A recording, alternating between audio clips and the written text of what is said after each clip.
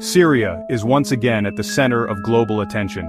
President Bashar al-Assad is facing a defining moment as rebel forces advance on key cities and the region's power players realign their strategies.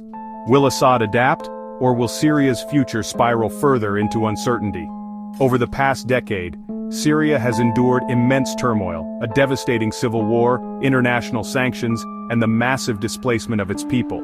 But now, new developments could alter the nation's trajectory and reshape the Middle East.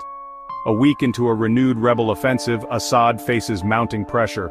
Rebel forces advancing from Aleppo toward the city of Hama are pushing closer to the Syrian heartland.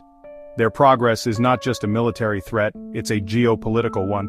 Russia's military bases on Syria's Mediterranean coast are within range, prompting Moscow to respond with airstrikes in recent days. However, Russia's actions appear more calculated than aggressive. Analysts suggest that Moscow is using limited support as leverage to push Assad toward compromise. At the center of this crisis is Syria's relationship with the Gulf nations. These countries, led by the UAE, have sought to reintegrate Syria into the Arab fold. A critical step in this effort was Syria's return to the Arab League earlier this year, after being suspended for over a decade due to Assad's brutal crackdown during the civil war. But what's different now? This time, discussions between US and UAE officials include the possibility of lifting US sanctions, an incentive that could reshape Syria's economic future. The conditions? Assad must break ties with Iran and stop allowing the transit of Iranian weapons to Hezbollah, the powerful militia in Lebanon. The stakes are high. These sanctions, particularly the Caesar Act passed in 2019, have severely impacted Syria's economy, targeting every sector and deterring foreign investments. The sanctions are set to expire on December 20th unless renewed, creating a narrow window for negotiations. Iran, a key ally of Assad throughout the civil war, now faces the risk of losing its influence in Syria.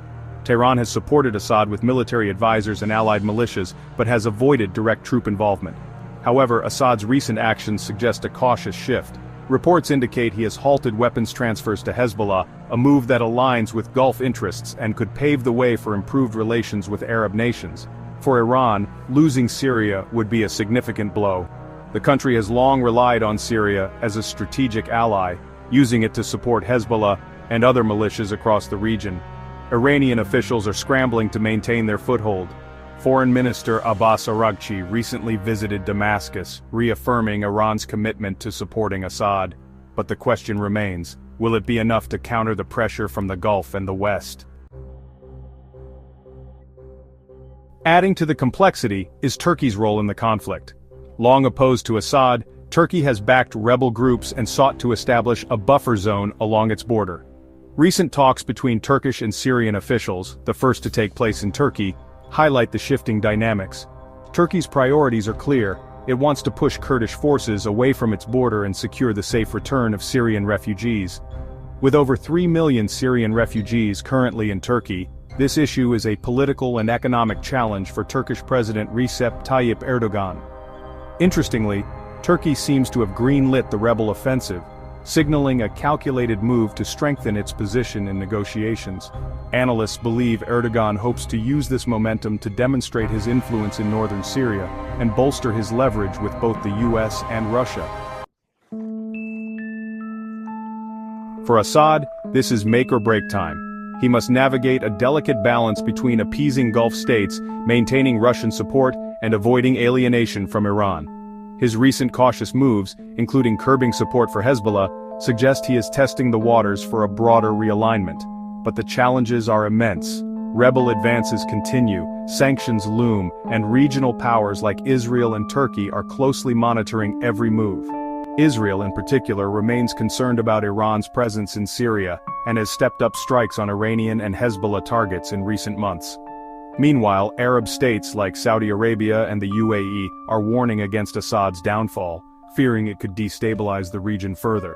A rebel victory, they argue, could pave the way for extremist groups to gain power, a scenario that none of the regional players want. The implications of Syria's crisis go beyond its borders. The United States, with 900 troops still stationed in northern Syria, has a vested interest in preventing a resurgence of ISIS and curbing Iranian influence.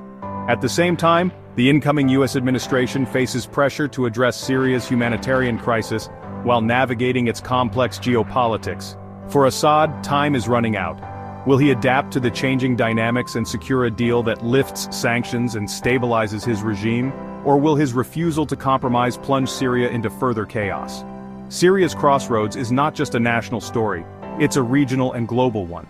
This is Insight Update, bringing you the latest on this unfolding situation. Stay tuned as we continue to follow these critical developments.